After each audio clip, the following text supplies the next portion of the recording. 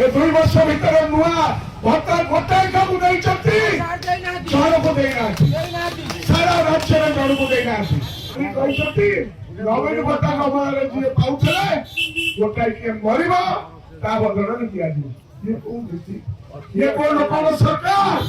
ଯୋଉ କାର୍ଯ୍ୟକ୍ରମ ନବୀନ ବାବୁ ଆପଣମାନଙ୍କ ପାଇଁ କରିଥିଲେ, ଇଏ 12,667 ଭଉଣୀ ଭାଇ ବାପା ମା ମାନେ ଯୋଉମାନେ এই সমিশ্রম ଦେଇଥିଲେ, এই ভৌণী ଦେଇଥିଲେ, ଏ ଚେୟାରମ୍ୟାନ ଦେଇଥିଲେ, ଏ ଭଉଣୀ ଦେଇଥିଲେ, ଏମାନେ ଗୋଟାଏ ଲୋକଙ୍କୁ ଦେଇଛନ୍ତି।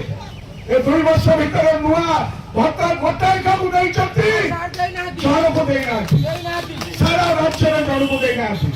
କହିଛନ୍ତି ନବୀନ ଭତ୍ତା ଅମଳରେ ଯିଏ ପାଉଥିଲେ ଗୋଟାଏ କିଏ ମରିବ ତା ବଦଳରେ ଦିଆଯିବ।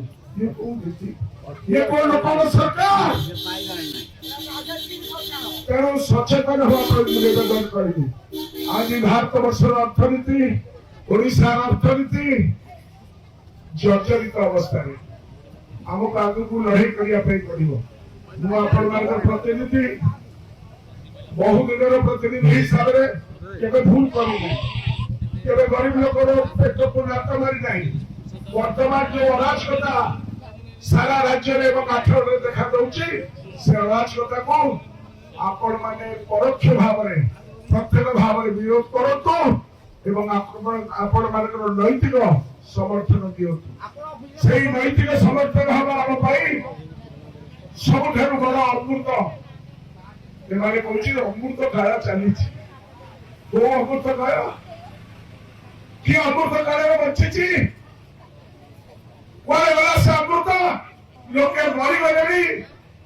ବୁଢା ବୁଢୀ ଏ ବ୍ୟାଙ୍କରୁ ସେ ବ୍ୟାଙ୍କ, ସେ ଅଫିସରୁ ସେ ଅଫିସ ଦୌଡୁଛନ୍ତି। ଗୋଟାଏ ମନ୍ତ୍ରୀ ଆସି କହୁଛି ମାସେ ପରେ ମିଳିବ, ଆଉ ତାଙ୍କ ନେତା ଆସିକିନା କହୁଛନ୍ତି ତାଙ୍କ ଦଳର 7 ଦିନ ଭିତରେ ମିଳିଯିବ। ମୁଁ କଲେକ୍ଟରକୁ ପଚାରିଲି ଯେ ବନ୍ଦ କର ଏ ମିଟିଂ, ଜିଲ୍ଲା ପରିଷଦ ମିଟିଂ ଯୋଉଠି ଥିଲେ ଏମାନେ ପ୍ରଥମେ ଜବାବ ଦିଅ କଣ ପାଇଁ ବୁଢା ବୁଢୀଙ୍କର ଭତ୍ତା ମିଳିନାହିଁ, କେବେ ସୁଧା ଦବ? କଥା ଜିଲ୍ଲା ମିଟିଂ ଆମେ ବନ୍ଦ କରିନଥିଲୁ। ଏ ଭଉଣୀ ମାନେ ଭାଇ ମାନେ ସଞ୍ଜି ଥିଲା